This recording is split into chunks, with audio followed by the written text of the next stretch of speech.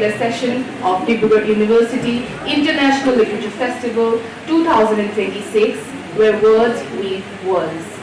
We are present here for this particular session called Insights, the Tatas, the Mysteries and the Royals of Jodhpur, where Mr. Arjun Singh Kadyan will be in conversation with Mr. Amarnath and Yogi Ved on their experience of navigating the influential. It is my privilege to introduce you in front of you all Mr. Arjun Singh Kadyan. So please. Arjun Singh Kadyan is an academic and policy professional, a geologist by training. He graduated from Hansraj College, Delhi University with a gold medal. Mr. Kadyan is an alumnus of the Observer Research Foundation and ZEIT Shiftam. He is also a fellow at Konrad Adenauer Stiftung. Arjun is also involved with projects like Indic Academy, Rath Foundation, and has initiated the Haryana People's Forum. His first book, Land of the Gods, The Story of Haryana, was published in 2021, and his second book, Neeraj Chopra, From Panipat to the Podium, in 2022. His most recent works include The Modi Disruption, India in Transition, and Power Pivots, Politics of Haryana in 21st Century. We welcome you, sir. Thank you very much. Mr. Amarnath is an author and a builder. So would you like to come on the stage, please?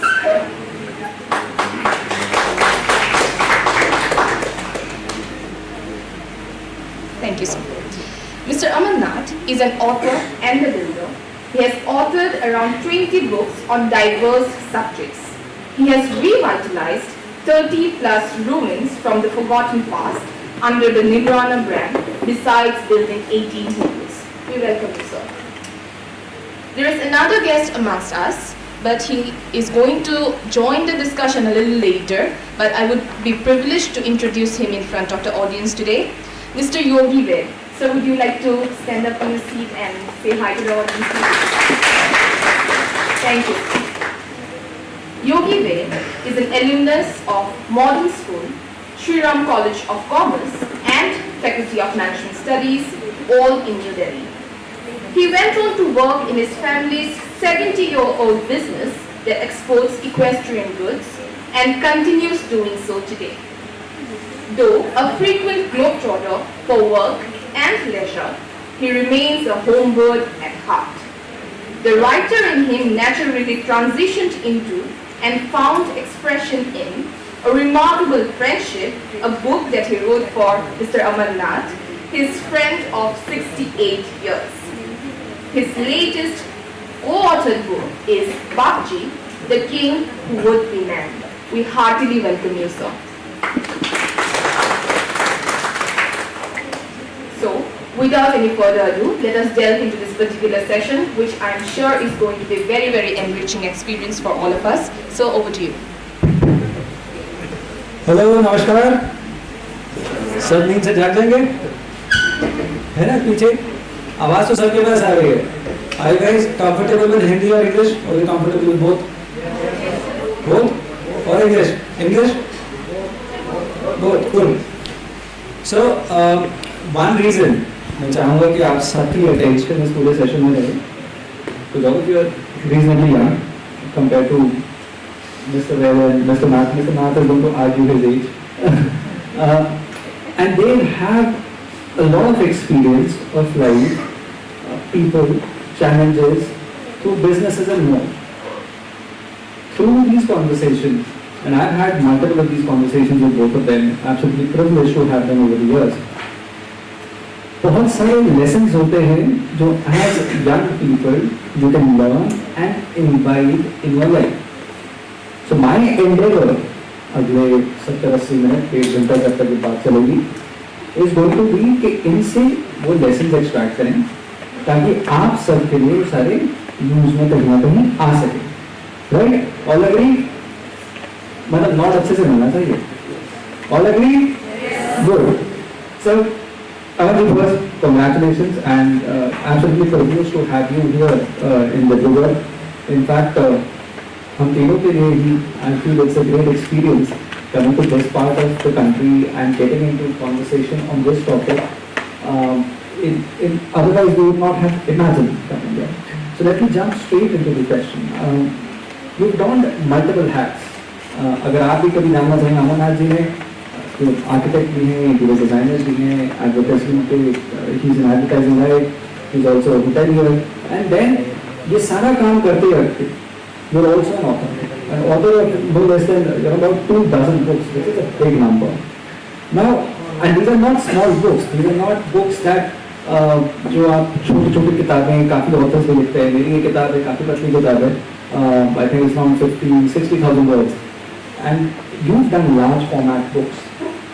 Let us use the Tata book as an inflection point, and tell us a bit about how did you get commissioned for the Tata book, what was happening before it. And I think Tata book came out in 2004, and the first book was Shekhar in 1982. So how did you get commissioned to do the book on Tata? I think the first thing is that everybody sitting here has got a book inside them or many books inside them. Because each of you are unique. You come from a unique family. Your grandparents, your parents, your village, your city, your migration, your rural, urban experiences. So each of you have a book. But as long as you keep thinking, other people write books, because books, I can't write a book, then you never write one. And at the moment that I speak to you, it's a very interesting moment in history, because the AI conference is going on in Delhi. So if you've got a unique story to tell, doesn't matter if your Assamese is good, your Hindi is okay, your English is okay, you don't have to debate. You can put your ideas down in English, in whichever language. I believe that you can use the creative tools of the present to produce the most wonderful book. You can't also, do whatever you're studying. If somebody's studying law and somebody's studying history, you can't also study English literature. You can't excel in everything. But with the modern tools available to you, so in my story, the question that he asked, I was very fond of writing. I was good at languages. In our school, we had Hindi, English, Sanskrit, and I did well in all of them. Hindi was not my mother tongue, because my family are refugees from Lahore. When in 1947 the partition happened, so we came from Lahore. So we actually are Punjabis, but we didn't speak so much Punjabi as we spoke English at home. So both for Yogi and me, who studied from the age of 4, we were in school together. English became a first language. For me, I even dream in English, but it is not to say that I don't know Hindi, because if I have to give a speech in Hindi, I stutter for a few minutes, but I come back to it. And when I gave an exam, in my school exam, I stood second in higher Hindi, which was more than marks than our Hindi teacher's daughter was in our class, and I think I got 23 marks more than her. So he said, how is that possible? So the point I'm making is that whatever you want to do, you can do, and today you're equipped to do it even better. So my first book was on Shekhar. We have members in the audience of Shekhar, which is 1/7 of the region of Rajasthan. And at the time when I wrote the book, 60% of India's wealth was controlled by the Marwadis, which is not saying, which is saying a lot. So that is because they had some strengths. So when you write a book, you learn so much. You research, you meet the people. But I learned that actually, simple living, high thinking, we all say. So we used to get 2 rupees pocket money, and 2 rupees know how to spend. So the Marwari is somebody who was taught thrift from the very beginning. They were from the desert, they had very little water, they were taught hardships, they were told how to, they didn't have green vegetables, so they used to make kahal ki sabzi and so on. And when they went to, they were on the trade route, on the southern trade route, Sikh route, between Arabia and China. So they were traders because people used to pass through and they used to buy things, sell things. And when the British came, that was stopped.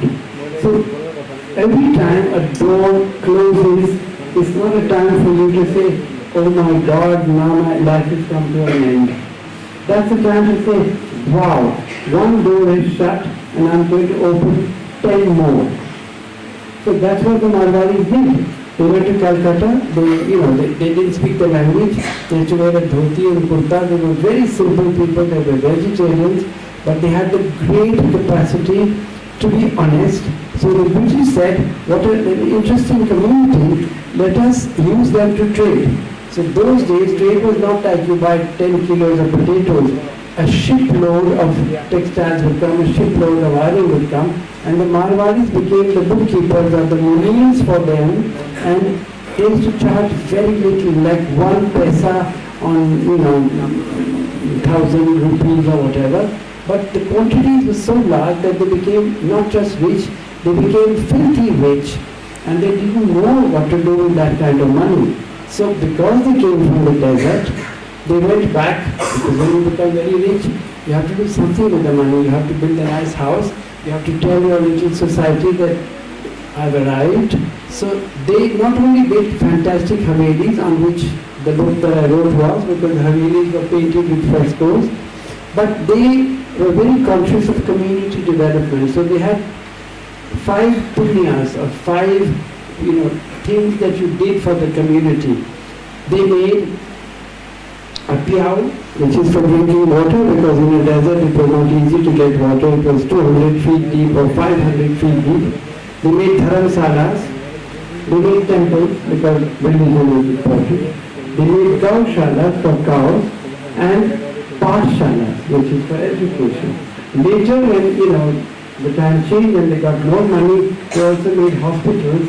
That was very little. And for the very wealthy, because water was so deep and it was brought either by camels or ladies who used to run down the slope, they made small gardens. So a garden in Shekhawati was about this size. It was a huge luxury that grass is growing in the desert because it brought water and it watered it. But then, because they went to Calcutta and they had so much money, they had opportunity, they got into beyond trading into manufacturing, and they are fascinating stories. But one I'd like to tell you, which Mr. G.D. Birla told me, who was at one point the richest man in India. He said that one day he went to meet an Englishwoman in an office in Calcutta. So he got into the lift, and the liftman said, please come out because this is only for English people. He said, okay. So he walked up the steps and he went into a waiting room and he sat on a bench, and another man came and said, this bench is for English people, you have to sit there. So he said, I had a ripple of not anger, anxiety or something to say, I'm in India, and I've been insulted once that I can't get into the lift. I've been insulted a second time that I can't sit here. And the English clubs used to say, dogs and Indians are not allowed. I mean, nobody would wear that. And the big joke of history is that, like Indians believe, there is always a cycle to everything. So when Rishi Sunak gets into 10 Downing Street with his dog, it says dogs and Indians are allowed in the house of the Prime Minister, So in your lifetime or in a little more, you can turn the tables, you can do whatever you dream. So that I think is a great lesson to learn from the first book, from the Marwaris, and also from the experience that I knew nothing about the Marwaris. And when the book came out, Mr. G.D. Birla wrote a letter to all the Marwari community.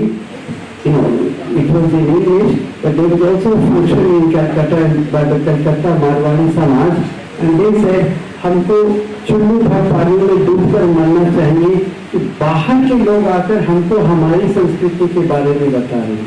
That people come from outside and suppose I wrote a book on Assam and you knew nothing about it. You said, God, this man is not even Assamese and he's written about us things we don't know. So that is also a lesson that when you don't know something, when you are ignorant, it is a great strength. You don't have to be a scholar of 40 subjects, but that which you don't know, you tell, if you are sincere about it, you work harder. I can give you a more contemporary example. There are two car renting companies in the States. One is called Hertz and the other is called ABC. So Hertz was number one and Avis was number two. So they did an advertising campaign which was a huge success. They said, we are number two, therefore we try harder. So what they were saying was that let's say you come first in class and you start feeling like a big daddy, I'm like a really smart, and complacency is a big killer because in complacency comes decadence, laziness, whatever, arrogance. So the number two will then overtake you. And our principal, if you remember, he used to tell us sayings which sounded terribly boring in the morning when he was giving a lecture. But there is one that I carried in my mind. He said, there is always place at the top, but not to sit down. So if you have a picture of a mountain and you say, let's say, I have become number one and you are sitting there on the top of the peak of the mountain saying, I am a big daddy or I'm a big daddy, whatever. Somebody will just come and push you and you roll down the hill and find yourself at the foot of the hill. So that is something which you have to fight even when you succeed. And the Marwaris got into that trap, because from absolute simplicity to luxury, decadence, and I have now many Marwari friends, all the big families, and one of them told me, my father-in-law likes to collect vintage cars, and the cars are washed with cow's milk. So I said, why on earth? So he said, the polish that comes with cow's milk never comes with any success. Now that is decadence. That is not the generation that's going to spring forth and give you more. Sorry for the long answer. But I'm sure all of you guys are understanding and putting, placing it in some context. Because as you go through life, you get to pick these characters. For instance, I was noticing that how many of you are able to relate to what Prime Minister Rishi Sunak did when he walked that path with his wife and the dog. Of course, there are many more lessons along the way, and let's do 1983, you get Goa book, by I think Government of India Commission there to visit the government person. So what we're trying to do is, I run a couple of books, and you got to share a few lessons that you picked from, or while you keep pursuing writing those books. So what happened? Tell us a story from 1983 Goa. So I have done the Shikhabati book and it was a great success. It was published in England and it sold out in 1 or 2 months. So get a call one day from somebody from the government of India saying that we are having a children conference. I think it was 1986 in Goa. Goa was like a village and they were going to open it up and the Taj Hotel made a hotel and so on. Roads were being made, an airport was being made. So they said 80 heads of state are coming to India. That time it was like, now if 80 heads of state come to Dibrugarh, you still manage, because there are hotels, there are roads, there was nothing that time. So they said, do you write a book? But government has very slow process, as you know. So they kept talking, who will do it, when will we do it, how will we do it? And finally they tracked me and they said to me, so I said, so when do you want it? They said 2 months. 2 months? And a whole book in 2 months, and they said we've chosen you because we wanted a non-Goan person. It's the same thinking. So when you are not from somewhere, you ask some very basic questions if you don't ask, because if you are born here and you take everything for granted, of course, it's food everybody eats, everybody knows. But if a stranger comes and says, what is this made out of, and so on, what is the ingredient, what is it good for? So some very basic questions got asked. Anyway, Dr. Iman, I produced what I consider was one of my most dreadful books, because there was no time to even do photography, we collected pictures. And then I called that book Goa, the green and the blue. And there was a picture of palm trees, a little sand, and then the sea. So this government officer says to me, what is blue and what is green? So I said, Goa. So he was so blank, he said, no, actually, I think it's much better you just call it Goa. So that book is called Goa, and my name appeared on the last page about this small. I mean, that's the government for you, they won't give you credit, they won't give you time, they won't pay you well. I mean, I'm talking of the government of the 80s, okay, not necessarily saying, now they even overfund people and get good work and all bad work.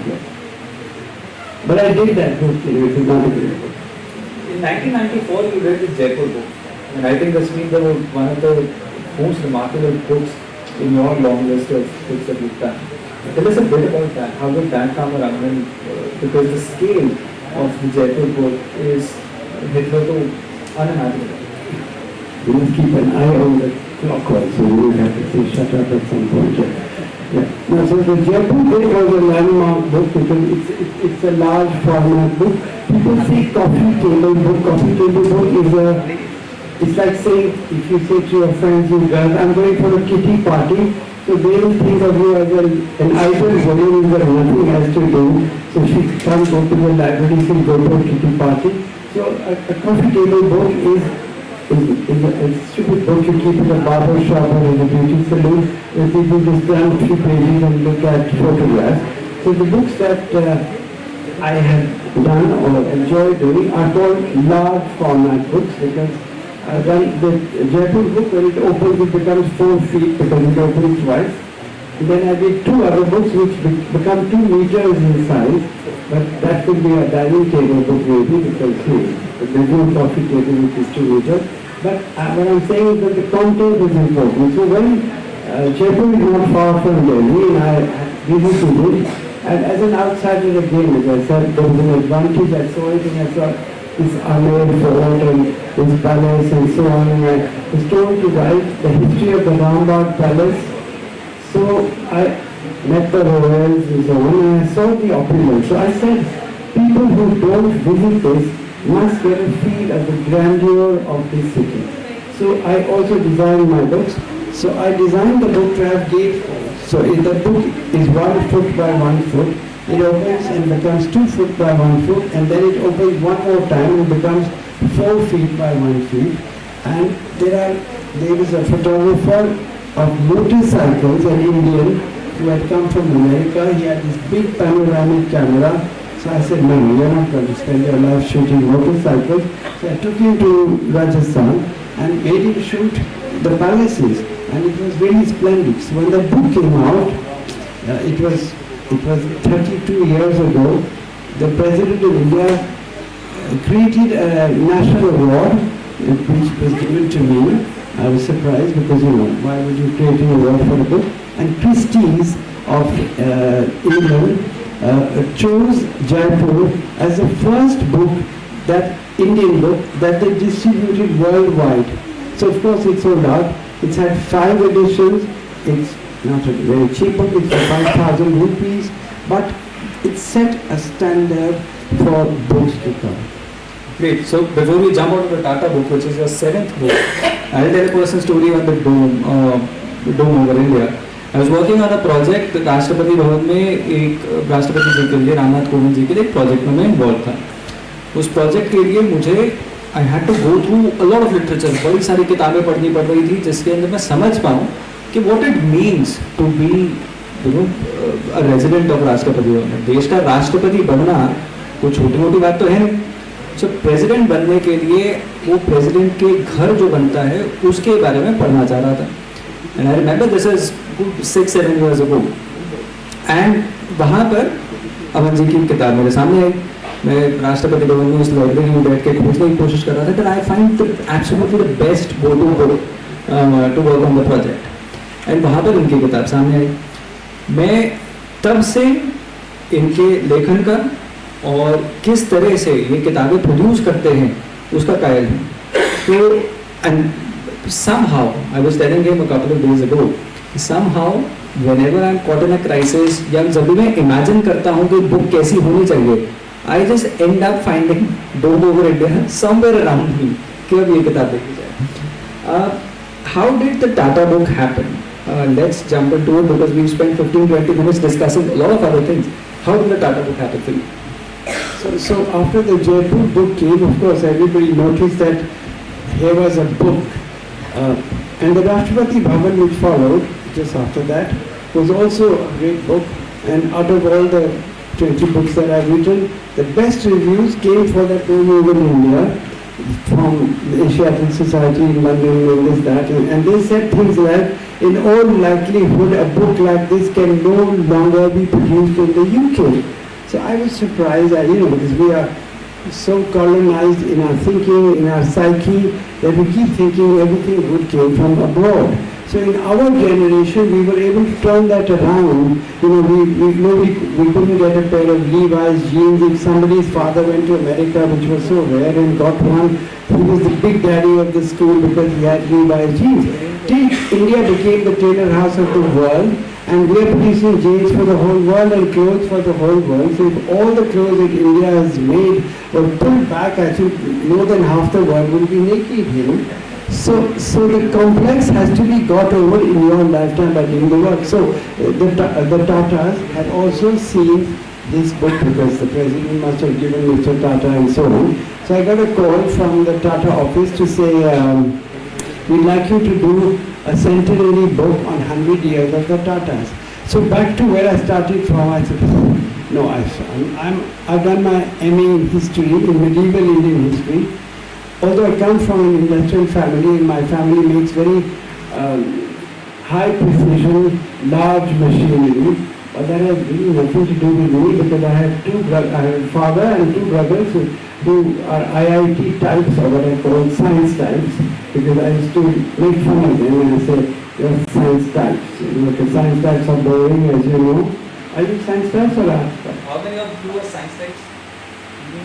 So you're all fantastic. Because science types, they're not entirely boring, but just to defend myself, I should say they're science types. So I said this to them, I said, no. And by that time I had restored, I think, 25 rooms and was running 25 Nirvana hotels, so I had no time. So they said, Mr. Nath, we are sending you a ticket. We just want to meet you. So why don't you come? So everybody in the office said, if the Tata are calling you and you are saying no to them, so I said, it's no point wasting their time and my time in saying, I'll do the book and I won't do the book. So anyway, then they said, go. Okay, so I go, and I was like very freakily dressed in college as to wear, I was the first person to wear yellow bell bottoms to Delhi University and flower shirts and all that. So from that, I went to advertising. I continued doing that. Now to go to the Tata office, I was thinking, so I had a beige suit. And I said, I look like I'm going for a job. I'm not going for a job interview. So I wore a printed Rajasthani shirt over a beige suit over. And I was ushered into this, which is considered the most formidable corporate boardroom of India, the Tata, in Bombay House. So I'm not somebody who's ever intimidated, but for about 5 seconds, I was out of place because I don't belong there and there are all these people. So I looked at them, and the first thing I said was, oh, I thought I was coming to the Tata, so I wore a suit. So Dr. Irani, who was the chairman of Tata Steel, is the one who had called me. So he laughed and he said, oh, we thought a great artist was coming, so we rolled up our sleeves. So they were all wearing shirts. So I also took out my coat and put it, so, it kind of from being slightly in high pitched or, formal, we came here. And then one of the people who had just joined them from Hindustan Lever, he started to tell me about the Tata. So I was very happy because I think somebody else is talking. So I looked at the faces of all the people and I got more relaxed. And he was saying, we do this, we do that, we do this, we do that. So after I had about 10 minutes of it, I said, excuse me, but I was born in India, so I know what the Tatas do. You don't have to tell me. So, basically I was saying, shut up, because you don't have to educate me on the Tata. So, after a little while, so I understood what they wanted. It was 100 years of the Tatas, and they had a budget, and they wanted a great book, and they said, Amarnath is the man to do it. So, I said to them, I don't know, your mind is already working. So I said to them, there's one book on the Billas, and there's one book on Bajaj, and something. So I said, yes, I have it. Because when you produce a corporate book, who do you bring it to? They don't send it to students like you. They send it to each other, chairman of this, chairman of that. So they had circulated a book on Bajaj, on whatever those books were. So I said to them, they all said, yeah, I have it. So I said, but have you read it? And there was a big drop silence. Nobody had read that book. So it was obvious. So suddenly from them interviewing me, the table's turned. And so I said, is that the kind of book you want to produce? That because you have a budget and that nobody will read it. So they have to not defend themselves. So Dr. Irani said, no. But what are you trying to say? So I said, I'm trying to say that you've got a budget and you want to do a great book and you have a great company. The book should be so scintillating that people should ask for it and people should want to read it. So in that much time, one is not as stupid as one looks. So I said, actually, I have a picture. I'm a very visual person. So I said, I have a picture of how the book should be. So I can give you 2 pages of the book and then you'll find somebody else, somebody to do it, because I'm clearly not going to do it. I don't have the time on it. So they said, okay. So then they got me a book on Jyoti Tata, the founder, So they gave me a cotton bag which had about 7-8 books, the usual kind of books that companies bring out, and I come to Delhi. I read them on the plane and went through them, and I decided that I would like to do a book which is, it's about, it's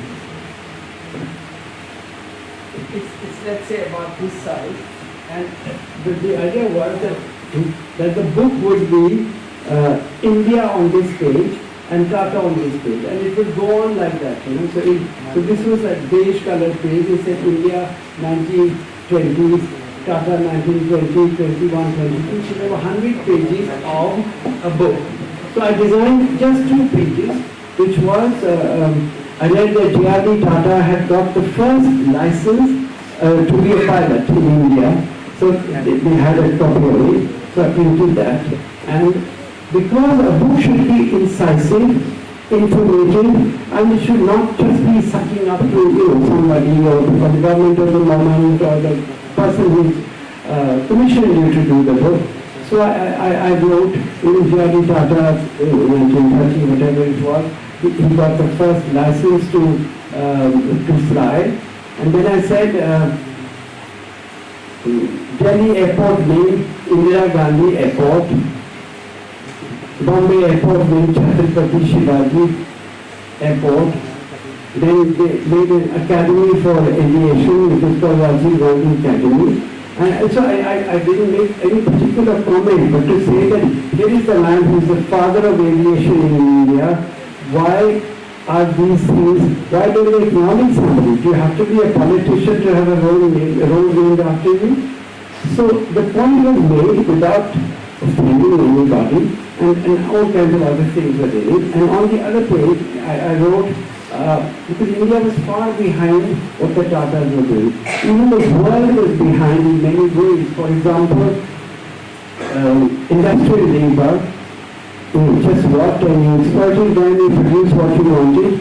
So the Tatas decided that the industrial labor should work 8 hours a day, or not to 5. And if I was to ask the audience, how many years after that did America declare an 8-hour day for industrial workers? Anybody wants to make a guess? Our friends been in corporate for a long time. Would you care to? Yeah? 40 years. Not 20 years. But it's crazy. We think America is ahead of us, and 20 years after the Tatas made this humane decision that industrial labor should have a limit to their work, America wakes up to this. Which year did they take this decision? Now, you don't ask my exam because it's my 20. It's their exam now, so I've also taken a call. All the students here, Yogi ji was suggesting that after the session, we'll take a quiz round of everybody sitting in the audience and ask them questions. And for you guys, all of you, I want you to all be engaged. When he asks a question, तो किसी का हाथ खड़ा होकर इनको जवाब सुनना. Fair enough? But they don't know, so why would you need to feel that themselves? So they want to, I'd like them to stay engaged. Okay. Now, how do you conceive of such a vast subject? Because the idea of bringing those 100 years, they can't see bonding. No, the thing is that first you have to, suppose anybody tells you to write a book on them, then you can't see it like they see it, because they are part of the, they are the Gharki Murgi themselves, so they don't see themselves in that region. So if I'm looking at the Tatas, I'm saying the first railway locomotive was made, the first steel was made by them, the first Air India, what an airline it used to be, the best airline even in the world it became, it was fantastic, air hostess with saris and so on. Then they did Tata Chemicals, salt, but everything, so tea, so on and so on. So if the development in India is actually parallel with the development of the Tatas with the so I thought that instead of writing a boring story saying, my grandfather is this, my father was this, I am this, that everybody writes. It's better to put it into a context to say, Tatas are India, or Tatas made India. So you read the India story and you get to know how fantastic they are. So I sent these 2 pages to them, and they were absolutely floored. So then Mr. Ratan Tata called me and said, no, you have to do this book for us. So I said, you said to me you only want to meet me, you said, tickets were clean, but quite frankly, you want this in 6 months. I mean, 100 years in 6 months, if you calculate how many years you're supposed to write. I said, I don't think it's entirely possible. So he said, I promise you, I will get you wherever you want, you will have all the support, but only you can do this book. And so here I'm saying to I've only written books on history and architecture, now this big corporate book of the biggest corporation. But I thought to myself, if they have so much faith in me, it cannot be, and I thought for about 1 second, then I better have faith in myself. I have a faith that they contacted me. And so I came up to their measure of what they expected from me. And when the book came out, it took 9 months to make, because 6 months was really something else. I get a call from Bombay House, Dr. Iran on the line again. He said, Mr. Amarnath, he used to call me Mr. Amarnath, he was much older than me. I said, sir, you can call me Aman. He said, Mr. Amarnath. Mr. Amarnath, what have you done? So my heart sank for 1 second. I said, I haven't seen the book, sir. When you has come from Singapore to your office in Bombay, I've not even, I thought maybe the cover is printed upside down or some disaster has happened, He said, no, the book is before us. And the whole board just stood in silence to appreciate what a book you have produced. So first I was very relieved. And then I said, if you are the Tatas, you should know who you are. And you don't know who you are. So, yeah, it passed off like that. But they are so graceful and so wonderful. They called me a little later and they said that we would like to honor you. So I said, you've already honored me. You said the whole board stood in silence and said, what is this about and so on. So he told me I have to come to Bombay. So I worked very hard, about 20 hours a day, but I had to go. So I went there and they had a big party which I really thought was for all the executives to have fun. But at the middle of that or end of that, they gave me a gift. They made a special Titan watch for me, which is very moving because they have a whole factory of one-off watch for me. But I had woken up at 4 in the morning and I had taken the plane, I was exhausted and I couldn't drink, so I was watching them drink and so on. So when I got out of the car, I left that watch in the taxi. And that man never got back and I never got it and never told them about it because they would have made another one perhaps, but I thought that would show my, not carelessness, but I was exhausted. I didn't value it. So that's how it ended. But then 11 years later you wrote Shapoorji Pallonji, that book also came about. And since you've written about two biggest business families in this country, how do you extract information from them which is not already in public domain? Because these people are fairly guarded about their lives in business and so on. I think the best example of that guarded family is the Shapoorji Pallonji family. Because they never give an interview, they never give photographs, nobody knows anything about them. So I get a call from them because Cyrus Mistry now becomes the chairman of Tata. So he says, and he's not chairman of Tata, so he's not part of Shapoorji Pallonji. So I get a call from somebody in Shapoorji Pallonji saying, we want you to do another book. So I said, again the same cycle. So I said, actually I did that book, I've done much, whatever. But I can't do this book. And they said, this is our 150th year. So I said, 50 more years. So they said, we want to meet you. So I went to Bombay and I entered a room with the Cyrus Mistry, with his elder brother, Pallonji Mistry, who was the chairman of the company. So Cyrus said, I am now chairman of Tata, so I am not involved in this book. This is our family business. But so, everybody will help you better. But I said, you're already talking like I'm doing the book. You said I wanted to meet you. So they asked me 2-3 questions. And I had a new point. And then Cyrus, the chairman of Tata, the other people, he said, I have to leave. So I noticed that before leaving, he said to him, rather like this, So there is something like, it's good going. And then he left the room. And so we were left alone, two of us. Then he entered again and he said, just 1 minute, and his brother went up. So I'm sitting alone, but really for 5 minutes he comes back and he said, we've decided that you have to do the book. So I said, back to square one, So then I said, that was not the understanding by which I came. So anyway, I flew back. I heard from their office the next day. They said, I have been told to offer you something that you cannot refuse. So I'm thinking, what is all this, So they offered me such a huge sum of money. So I was not just tempted, I was actually, I was intimidated. If somebody says we are giving you so much money to do something, then you got to do something. You can't just produce rubbish, and say, I've got so much money. So, and I asked them, I said, do you have any archives? They said, no, they had no archives, not one paper of 150 years. You had to produce a book from thin air. So I said, how will I do this? So actually, there were slides of that. There are 50, I think there were slides. Okay, here we go. So then I did do the book, and it did come out.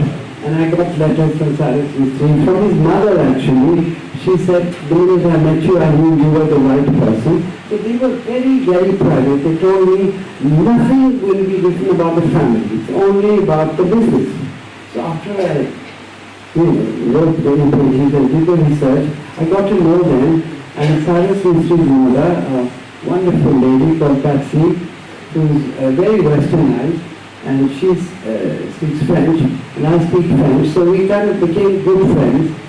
And I said to the two sons, I said, your mother has been so important to your life. She liked to make the house. She made a house for them in Pune. She did one house in Juhu, and she told me many stories. I said, it would be really nice to record what your mother has done. Because, you're not born, self-born, you have to have some legacy. So very reluctantly, I said, no, if you don't want to in the book, it won't be in the book. But let me do it, because just at this moment I know all the facts and figures, so let me do the book. So, and I did like, I think 10 paintings or 12 paintings on the family. And when I produced it in the book, they looked at it and they said, actually, it's perfectly all right.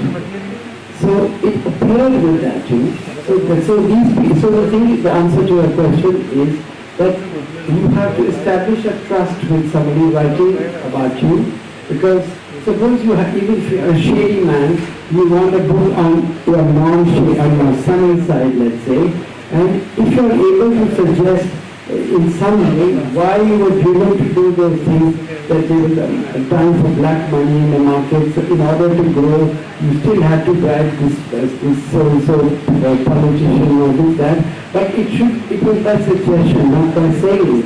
So in every case, as we started, today, we were complete strangers.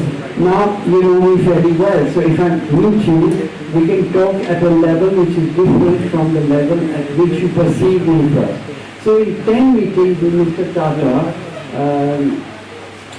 every meeting he understood me. So I wrote in that book about one person who committed suicide in their finance department. So, and I wrote about George Fernandez, and there was a whole story about Bombay not renewing the contract with the Tata for Tata Power, and in 1 week the whole of Bombay was going to be dark.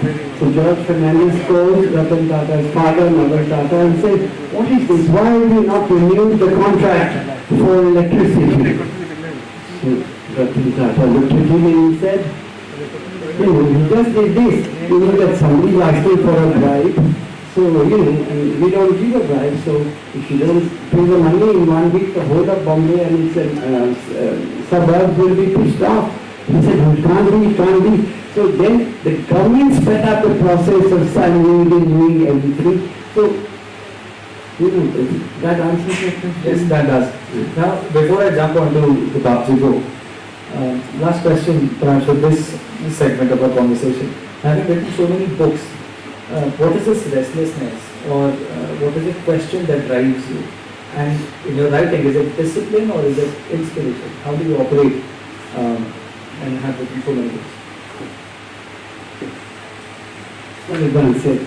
No, I hate being idle actually. So I like to fill up my days by doing something productive.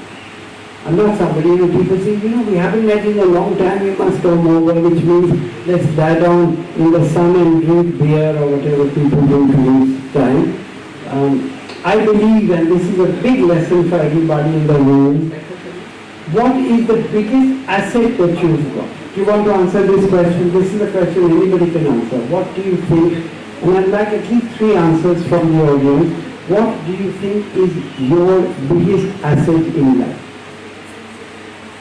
It has to be a girl because the boys are very timid.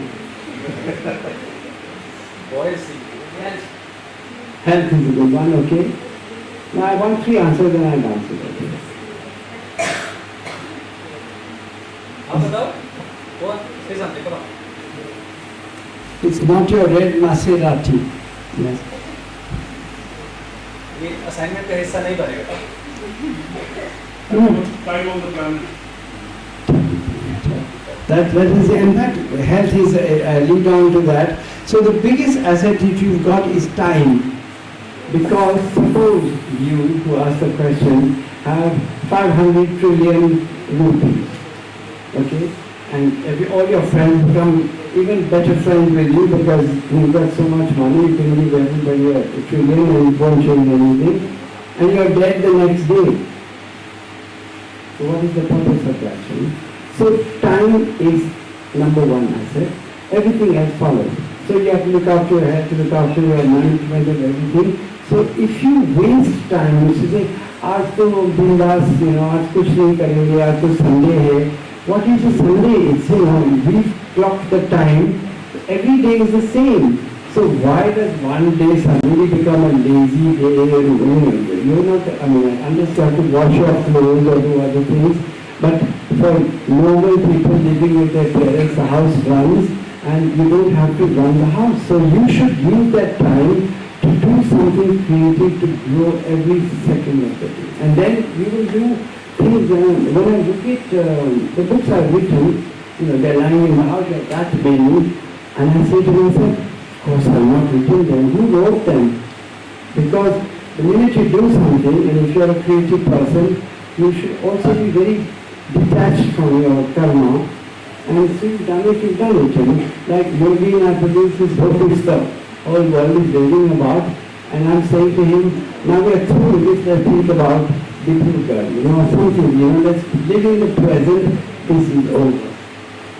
And then of course about the creative process, we're not talking about the palaces, the forts that he's built. That being said, I invite Yogi on stage. Yogi sir, please join.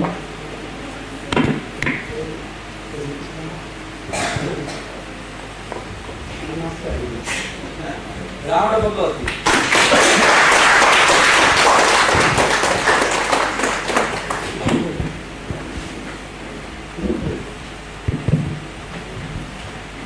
I'd like for our audience to see these pictures.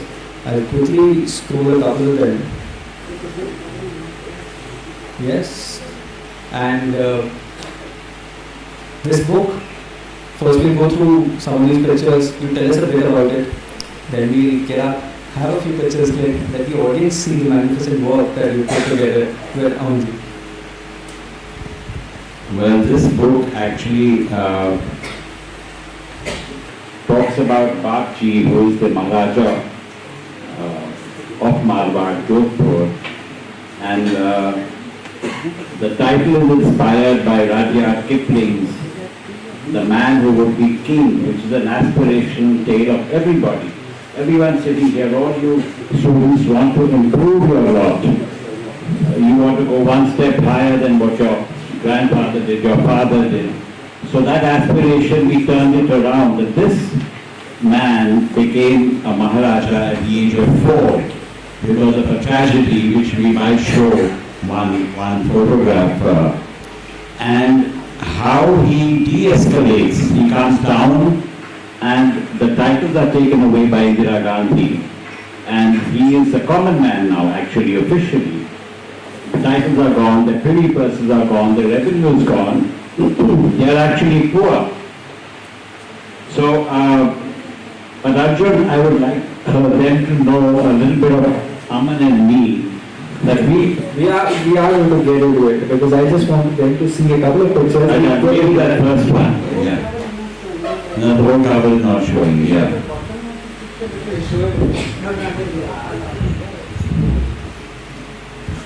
So this is the cover, and this man here is Bakji. The Maharaja has been put at the witching mind. So we made it sort of insignificant, which alarmed a lot of people, and even him, he was a little surprised. But we said the whole purpose is that you, as a common man, are doing much more and have achieved much more, and he's been one of the successful ex-Maharajas who has turned things around for Marwar, for Jodhpur. So that was the whole idea of the book. And how did this book then happen? How did it happen? The foundation of this book is friendship.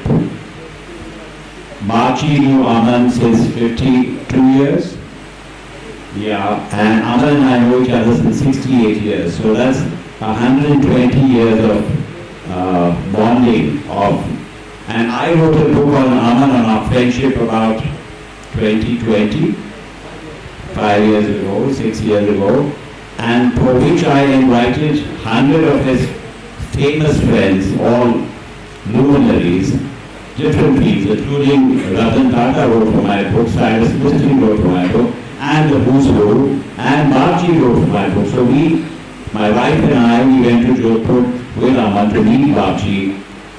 And you know, when you hear about people like you all do, I'm sure, you are a bit intimidated when you see a famous person who's written about and you only read about them, seen them from far. So I was quite intimidated, and for me, Bhavan is 347 rooms, the biggest Art Deco palace in the world, which is his residence. Now, of course, a few rooms are at Taj, runs the hotel, but he still lives there. So this whole background is quite intimidating, but when I met him and the doors opened and he came forward, it was like I'm meeting you people. So that was very encouraging because that removes all the smoke, and you see the real person. And then I think what you must remember is when you are doing, this is the way power. 347 rooms. So the first book that I'm talking about, which has a gatefold, this is what a gatefold of a book is. So when you want to present a magnificent subject like India, the 2-meter books are also done like this, and they were presented to Sarkozy and to Clinton, and they said, we've never seen a book like this. So for me, it was a matter of joy that born in India, where we didn't produce any books, that here we are producing books now that the world is saying that we haven't seen the like of. And you just saw the palace that you will be talking about. So I just want to tell you, because you are students, so when you write a biography about a living person, it's very different about writing on somebody who's dead and gone, because then you're only depending on written research, But here, the advantage was that we met him, I met him, Aman of course knew him very well. You study the body language, you study everything about the person, physical, and really it was his eyes which I focused on, just like his mother's eyes, very kind, like humane eyes, which I said he should be quite proud and arrogant, none of that. So that was a very positive feeling, and we got along well. So this is how this, and he trusted. It's a question of faith. He had faith in Aman because he had seen Aman's fabulous work, and Aman had faith in me. So it was like if A likes B and B likes C, so A might like C. You study that. Must, yes. That is now what has essentially happened, because when you go and meet her now, and I've seen the camaraderie in Jaipur, the way they connect with you and your family as well. But how does this collaboration happen? I of course understand there is friendship. You're also living in times कि हमें taxi book करना पड़ता है, 2 लोगों को, तो उसमें conflict हो जाता है. But then bringing this subject to I think actually between Aman and me, because we've known each other for so long, our friendship has worked beautifully over the years, and a very constant interaction. We never lost touch with each other. The egos are never involved. The minute your ego steps in, then there is discord, there is arguments. So with Aman and me, if I wrote something and I send to him, he collects something. If he writes, he says, edit it, I do it. And Bharti has read every word of this book. He took such an interest, and he is Oxford educated with a PPP, the triple degree. So he would read the whole thing and just say one word, and very politely, because, there you know the nobility in the blood, that how well-mannered they are. He would say, do you mind if why don't we use this word? And really that was the word which brought out the whole sentence. So it was a team effort. We had a fabulous editor in Bombay, Shernaz. So his designer team, we all worked seamlessly. It was a joy to bring out this book. Now let's run through a few pictures. Yeah. And Amit, you might. That first one, if you can show the translating. No. This is the desert, of course. This is. Yeah. Yeah, this is his water project he is discussing with the villagers. He looks like a common man there, except that when you see the body language, you know we're there, honoring him, a genuine affection, genuine admiration for him, which we saw. This is a very moving photograph. This is Harman Singh, his father, and this is Baji, a 4-year-old. This is the last photograph where they're sitting like strangers.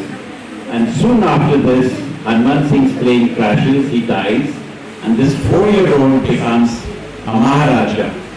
And under him are 263 or 93 Rajwaras and all, or Thakurs and all, who are now, he's the king. So can you imagine the burden on him, like historical burden? And they both are not aware that this is the last moment they're together. So we found this, and Zubaida was his mistress, not officially married. She dies with him, and Zubaida leaves behind a 6-month-old child. Yes. The next morning they take off in a plane which crashes, so they both die in the pilot. And his name is Tutubana, his pet name. He is brought up by Bhaji's mother, Krishna Kumari. Bhaji has 2 elder sisters and then Bhaji. And then he's got this stepbrother. Well, not stepbrother really officially, but because it's half-blood of his father, so his mother, Krishna Kumari, brings him up. In fact, when she's not told that the husband has died in the night, they bring his body back from the airport. I mean, not the airport, where the air crash happened. And I write about that she gets up, she says there's a silence. She used to walk to the window, first thing and see the flag on the dome. She said there is no GoPro flag. So I knew there was something wrong. Then her cousins come and they break down. And then she says for 4 hours she just collapsed. She didn't know what was happening. Then the first thing she says is, bring me to Mana. She doesn't ask for her own children, who are just 4 and 5 and 6. She asks for this lady's son. It tells you that how these women were strong, powerful, caring, And I think Aman and I bring out this aspect more in our stories about the powerful women, what we call the resilient Rathordis, which has rarely been written about, because this is a patriarchal society. It's men, men, men, men, men. Actually, the point that Yogi is making, we can't tell the story of 250 pages, is that when you attempt a book or subject, first you have to be at comfort with the subject. Then when you are writing it, you can't just rehash your material. You can't just say, so if the women had been forgotten because it was a patriarchal society, so we have then got into the whole thing of getting, that's the point. Yeah, and he devoted almost 4 or 14 chapters to the women, grandmother and mother. Project, you can't just see it as A, B, and C. So if there are things behind it, there are secrets behind it, there are, you get resonance about there's much more behind it. That is what good research about a book is. And that then produces something that the people of Jodhpur are now reading again. Oh, really? I was born here, I didn't know this. Also, Aman, that this is an 800-year-old hierarchy, 800 years. So we are talking about a dynasty which is rather, like, in the world it ranks pretty high. But from that you don't want to make it boring and statistical and write dates and all, because enough has been written. So you take the human aspect, you say what is it that makes them relevant. So this book is So essentially I also, because there are many books here, and we run it short. Yeah, this is when he comes back from England. He's sent at the age of 7 to England. His mother is very clever, because the palace has intrigues. A 4-year-old is king. There will be schemes to kill him, to do all sorts of things. The sisters are sent away to boarding in Pune and elsewhere. He is sent to England for 14 years. It's almost like a banvas. And after when he comes back at the age of 21, this is when he's dressed up as Elvis Presley, or long sideburns and all. This one. And then this is where he comes back. Yeah. And then on the train journey, there are people like we have never seen before. Look at these crowds.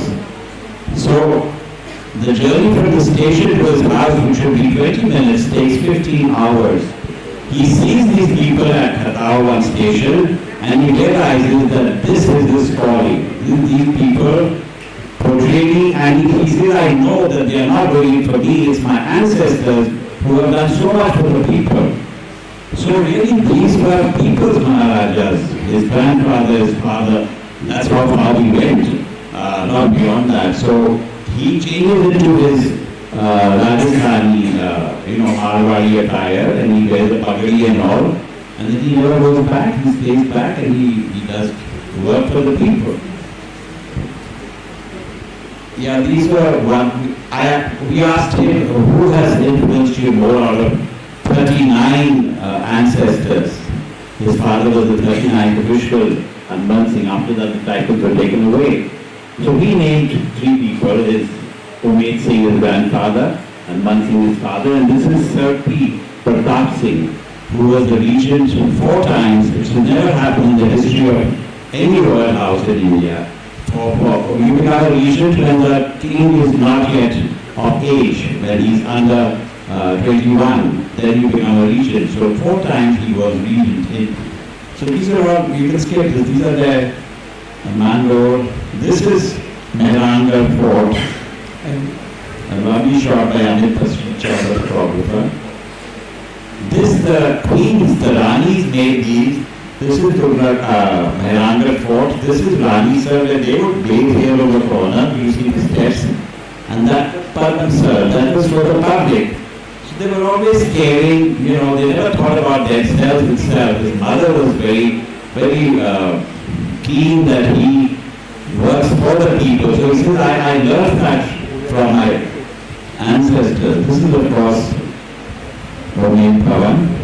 This is the inside, Art Deco. These are the archives. This is 800 years of handwritten thing which they have now digitized. This is all digitized now. You see the modern version here.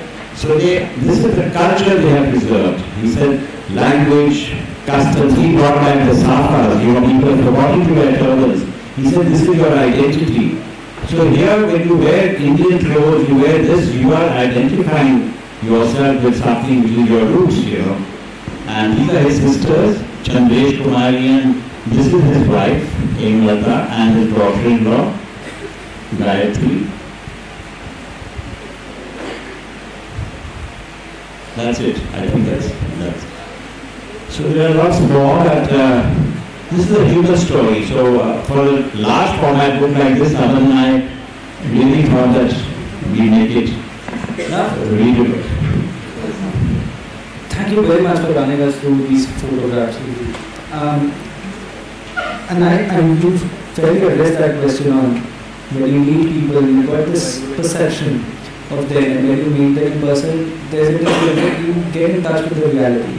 Aman, I want to ask you, because you've seen many of these people, like he was talking about number of luminaries that he's met along his life, which have written in the book on friendship. Give us a perspective. Tell us some stories, how they're perceived by general masses or actually only speak for myself. I have never understood hierarchies too much. When people say, meet my boss, meet my so-and-so, I never had a boss. I worked in a company, the boss also works for the company, so why do you you have to respect the person, he has no knowledge, he is senior to you, gives you the work. But this whole Western thing about too much of this or perhaps freedom, I always think of everybody as equal. So when I meet a student, I talk to the student as if I was a student. And I think that gives them a level of comfort. And no, I don't do it artificially. That's the way I was brought up. I do believe everybody is equal. And you must love people. You have no other reason to not love them. Even people I met, 1 hour ago, if you talk to people normally, that's how you are. We are human beings. And we've all done something, I mean, the people sitting in the first rows, we ask for their bio data, that, we might want to touch somebody's feet and, give them a lot of power. But, we're all somebody, even a little child is somebody, a child enters the room and all the adults are elevated. So I think that the brotherhood of humankind is very important. And when you talk to Abdul Kalam, he was president of India, but one day before that he was a scientist. So when you meet him, you shouldn't be, in salute mode or shaking in your legs, you say hello, you say hello, you sit down. And if people have made all these silly customs of saying your excellency, your majesty, and all this, I have never understood that. Because I don't like anybody to be, so I work a lot in Rajasthan, and in Rajasthan people are naturally fewer and respectful, so they touch your feet. So when I started doing the Lean Fort, I was 30 years old, so people would come and touch my feet, and I was not used to that, so I said, how do I stop this? So I said, whoever will touch my feet, I will touch their feet. So they said, after इतने बड़े आदमी वहाँ से, some of them were much older than me, so I told her, I said, बड़े आदमी, आप तो मेरे से भी बड़े हो. So I did have to do it a few times, that somebody touched my feet, I touched them, and then they ran. So I said, that's exactly how I was feeling when you touched my feet. So I stopped it, So I think you must establish, being a senior one, you have to decide the code. In France, you have a very good system. You use, in that we have to and up. So when you meet somebody, you should say, aapka naam kya hai? But so the elder one says, tera naam kya hai? So if he says tera naam kya hai, it means that you can also call him tu. There are chi and gu. So that hierarchy was breaking down. I mean, with young people, they started to state by saying, tu kaisa hai, tu kya karta hai? Talking about customs, this is for you. It's understandable, and since someone's spoken about that Rajasthan is a feudal society, there are many people who approach these Maharajas, Papji or anybody else. There's a clear distinction when people in general go up to and meet them, they stand at a distance, and with folded hands, is that how they're approaching Maharajas or kings, who are rather than say in this case Marwar. Is that changing now? And are people still doing it because out of respect, or they have sort of become, they've been cultured like that? They operate this way in front of the king. I think it's a bit of both, because overnight you cannot change these habits. Also, the other point is that we have traveled with Babji, Aman and I, with him, Lata, his wife. We've gone to the interiors, to old temples, seen pujas. Then you see the people and the genuine affection they have. Nobody has told them to come and bow down and all. He cannot stop that. He says, that is my identity. But yes, socially when you meet, you are talking to him like I am talking to you. I mean, there is but if people are bowing down, touching the feet, it is a respect, for the person he is. And I think he deserves a fair amount of that respect, because he really has done marvelous things for the people. Like, when his son falls off by playing polo, the most eligible bachelor, he falls off by playing polo, his brain shifts, he's in coma for 3 months, he's almost dead and gone, but he comes back after 2-3 years in America and this. So Babji says, my son could be revived because I had the money, I had the clout, I had the contacts. What about the millions in India who are dying in road accidents and all? So he starts this Indian Head Injury Foundation, and big names, Bachchan, Ambani, they all contribute, and they give riding helmets to everybody, thousands and thousands of them. He opens hospitals, and also, I think something good comes out of adversity, and he is doing that, so people realize, and in that respect they are showing, well, fair enough, but he doesn't say bow to me. You talk to him directly, he will answer you. He will not get affronted. He is not proud, he is not haughty. He is not, he's like, you and me, that's our personal interaction with him. And see, it's commonly said that until the lions have their own storytellers, the history of the hunt will always glorify the hunter. That being said, in modern context, history is being reassessed. Do you think the story of Rajput valor, particularly of women, is now being told, or do you think more should be done? In your book, you highlighted that aspect which we touched upon earlier in this conversation. Tell us a bit more about it. See, times have changed. I mean, the first 14 rulers of Marwar died on the battlefield. So they got this sort of title, or they were called Ran Bankara Tor. That was their battle cry, that was their slogan. So they have sacrificed themselves, but now it's peace time. So when peace comes, development comes, and there is the time for, like I said, reparation, for healing, and that's where the women stepped in. So these women behind the men were very strong. He was away even for 14 years. So who looked after the palace and the forts and all? You know, they had these white elephants, no revenue. It was his mother and his sisters, and he acknowledges that openly. He says it's these women. So the thing is that, with changing times, in peacetime they will become different. In wartime they were very different. So they adapt, and he has made and kept himself relevant. That is very important. That you must be relevant in today's times and issues. That being said, I'll open the floor for questions. Before we go over that, and this goes out to the younger ones. Always, whenever you get an opportunity, ask a question. I understand it takes some courage, but the sooner you learn, the sooner you make it a habit, the better it is for life in general. So, this will be giving you an opportunity. I want some of you ask questions. It could be dumb, it could be anything. Don't kill your curiosity, otherwise. So, question. And no question is foolish or stupid. You can ask anything. That's how you learn. That's how we learn.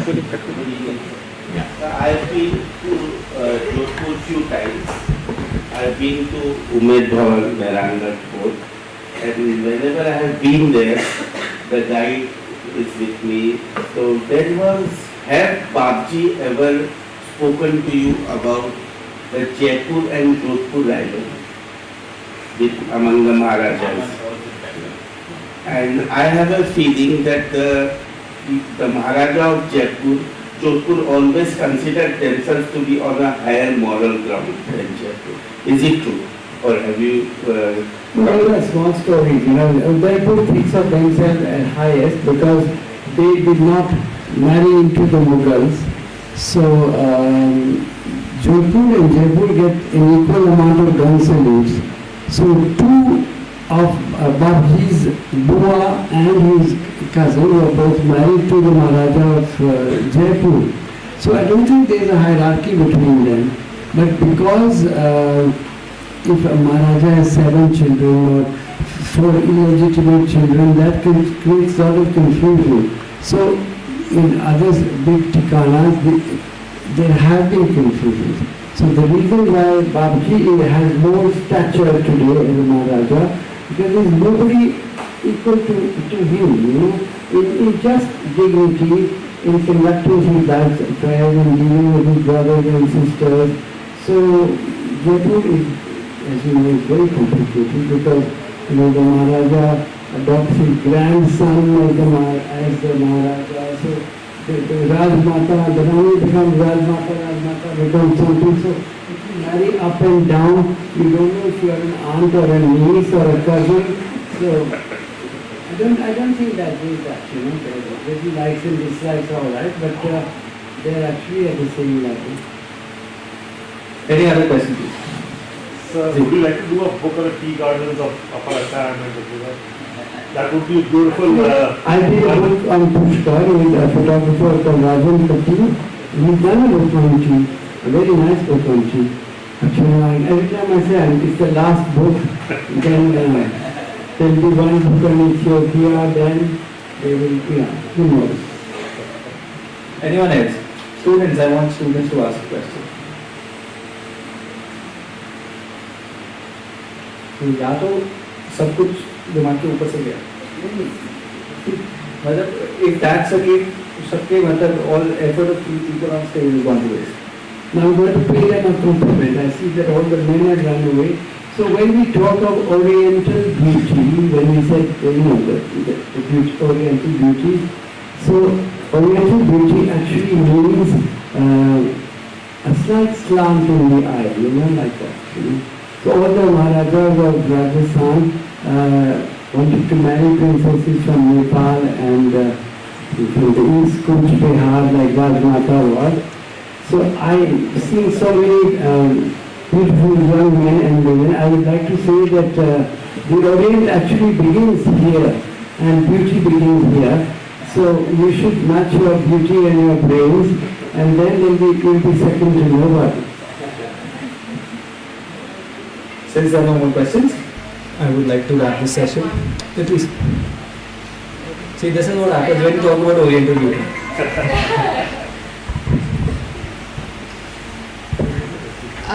Thank you, sir, for such an amazing session. All three of you really enjoyed.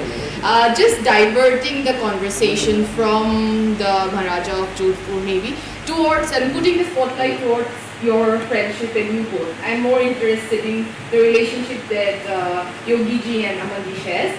My question to you is, what has this long friendship taught you? I mean, rather, maybe can you point out three distinct qualities about your friendship that has, made such progress, maybe encouraged you to have a productive friendship rather than just a personal relationship?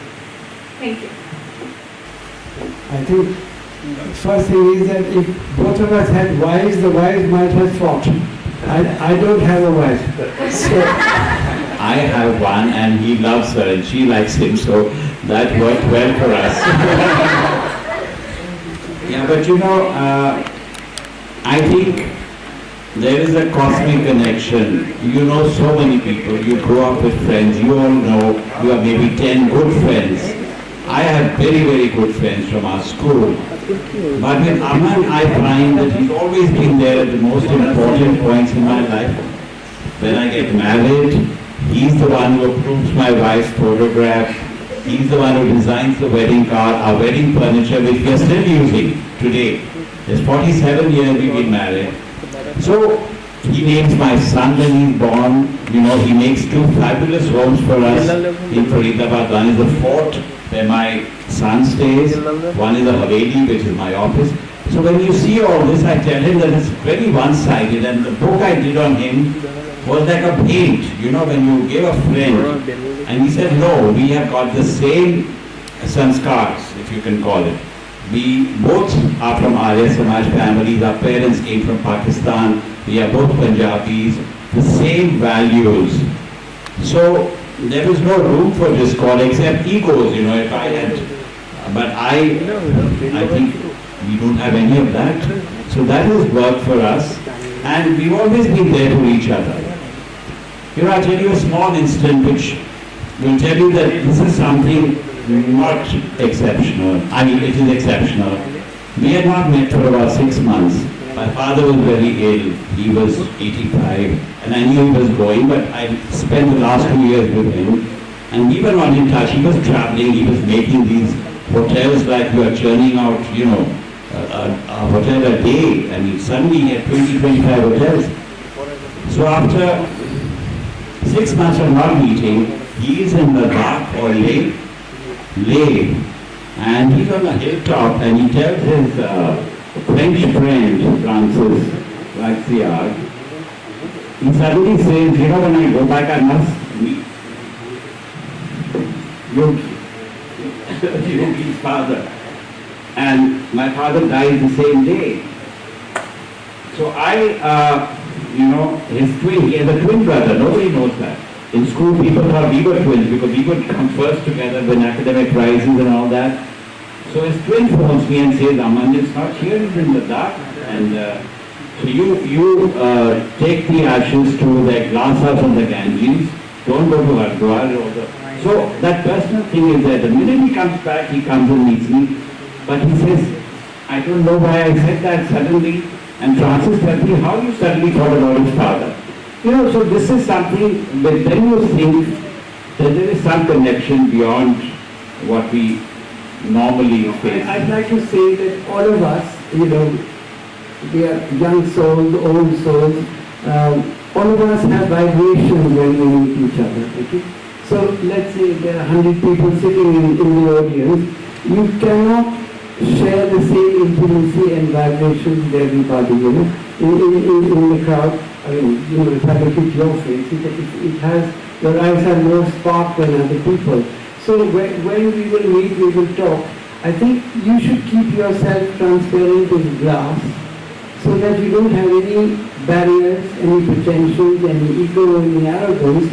And if you are innocent as a child, you know, a child runs into anybody's lap. It can be your father's greatest enemy who's taken him to court, but the child doesn't know that. So I think that we shouldn't kill the child in us. And I find everything so funny actually. Even the fact that, you know, we are sitting here pontificating and all of you who know so many more things than we know because, you know, you are the AI generation and many more things, you know. I don't even know how to call an Ola because I just don't want to learn it, you know. I like the idea of being dependent on you so that, you know, we have something in common. And so I've always found that my best friends are those who are like half my age or quarter my age because once it stops, you know, saying Uncle G or whatever they want to call you, that once we break that barrier, that we are together. And I think as two best friends, and if you, like many of you talk to together, there is no wall between you. And if you keep that going throughout life, you will be the richer for it. You still talk? Yeah, academic. Yeah, we won the academic prize when we were 8 years old. Different sections, we didn't know each other. Yeah, and it was the best school in India, modern school, Barakamba was where the Prime Minister and all would come. So we would rehearse for the prize giving, you know, annual function. And when we got the prizes, which were books, and the audience is there and he pushes me, you know, with his foot and I almost stumble and fall and I hate him. And I write that about in my book on our friendship and I said, I don't like this boy. You know, but that is the way he was. He was very naughty, very, this thing, I was the Buddhu Siva. So that's how our friendship started on the wrong foot, literally. But we found our rhythm, we matched our steps. And I think, like I said before, if you keep egos out of everything, aham hota hai na, so hata do, and then becomes hum. So we always say, we did this book. I would never say, I wrote this, and he will never say, I wrote that. So that's the respect you give each other. That's the respect you give your friendship. And when you have 68 years of friendship, he still amazes me. You know, I still am surprised at his energy. You know, I get inspired. He doesn't like me to say that. But I say, you are my inspiration. We both work till today. I'm putting in 8 hours for my business, which is actually doing very well. My son has got his own business, my daughter knows it. But we take time out to create because, you know, business, okay, it's a legacy I got from my father. He worked hard. I was the only son. I didn't want a corporate job. I said, I will take this forward or at least keep it steady. And that is what happened. But the soul needs something else, right? Ye dil mange more. So that is creative writing. So I express myself better in writing. Aman does the same. I mean, his poetry book is coming out. If you read his poems, which he's been writing from the age of 18, remarkable poems. At the Jaipur Literature Festival, Zinat Aman released his book. It's coming out now, I think soon, 2 months. It's called... I'll add a bit onto it as well. So the book, Bakri, The King Who Would Be Man, उसमें Yogi Vedji, it's his first, I would say, book. Second, because the first one is on friendship. Yeah. So the second book that he's authored, and it's a co-authored project. And Aman, on the other hand, has authored 2 dozen books. But it's on to this friendship and this bond that they share कि योगी वैद्य जी का नाम पहले है than Aman. That is his no ego. I mean, he should logically have been first, and I fought with him. I said, your name should, he says no. But that's him. He always pushes the spotlight. And he says, no, we are the same, we are on the same footing. But that is his thinking, right? Anybody else would, I still look up to him. He doesn't look up to me, he looks at me. I'm shorter than him, yes. But like I said, you know, if you people have very good friends, nurture that friendship. Because this is, school friendships are the best, you know. Where we've reached an age where we now look back. There's not much to look ahead. So you start looking back and then you realize that these are the friendships which give you joy, which give you peace of mind, which help your health. They say, I mean, exercise मत करो, अच्छा दोस्त बनाओ उसके साथ, हंसो, बैठो, you know, like that. So this is important. Friendships, I think, this book is a result of that. With that, I think we bring the session to a close. I request both Yogi and Amaji to camera persons, please. We have a picture clip with the book before we bring the session to close.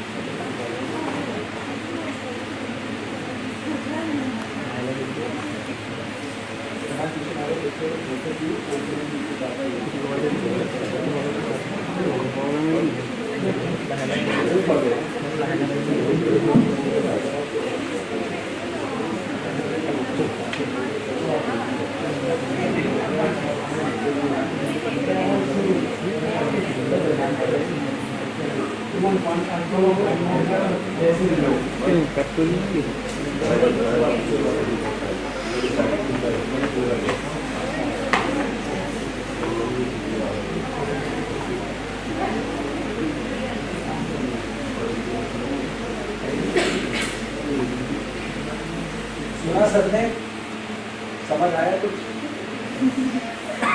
अभी session के बारे में पकड़ लेना। हम मेरी हाथ में होके ही गया।